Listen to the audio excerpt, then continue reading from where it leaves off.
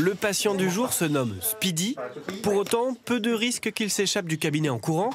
Il s'agit d'un escargot géant, à la coquille abîmée. En fait, c'est pas simplement érodé, on dirait presque qu'elle est irritée quasiment. Ce vétérinaire l'ausculte, le pèse. 110 grammes. Là, je vais poser une sonde Doppler pour examiner sa fonction cardiovasculaire. Donc, écouter son cœur, en fait. Ce léger souffle. Il y a un battement par seconde, c'est normal. Rien à signaler.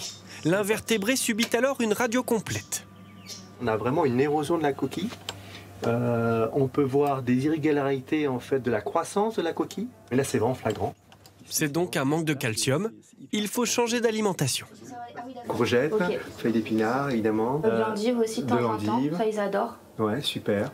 Et dans les fruits, vous pouvez mettre de l'abricot.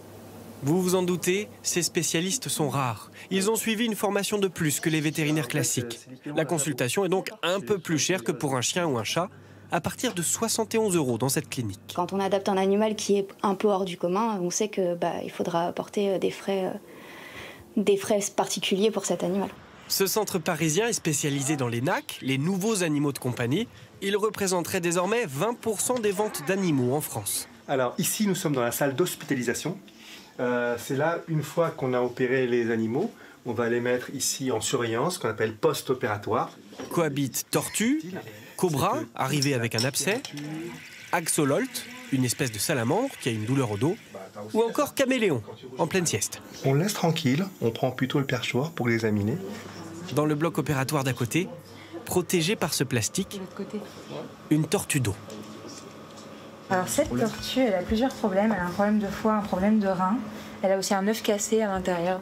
2 heures d'opération, à chaque fois très différentes, puisque la vétérinaire s'adapte à toutes les espèces, à quelques exceptions près.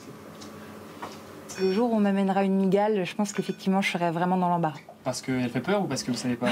Il y a un peu des deux. Ce serait pas très honnête ni pour le client ni pour l'araignée. Quand soudain, une autre patiente interrompt les soins. Vraiment? Une perruche en convalescence. Reste sage, d'accord.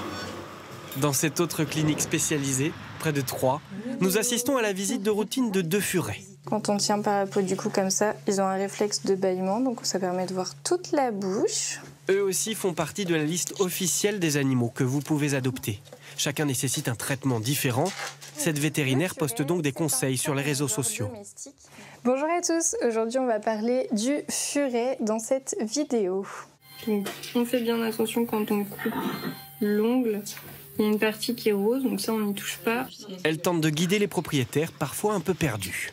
Je pense qu'ils ne sont pas assez informés. Je vois beaucoup de personnes qui arrivent avec des NAC et qui ne savent pas, par exemple, qu'un lapin doit manger majoritairement du foin et non pas que des granulés, par exemple.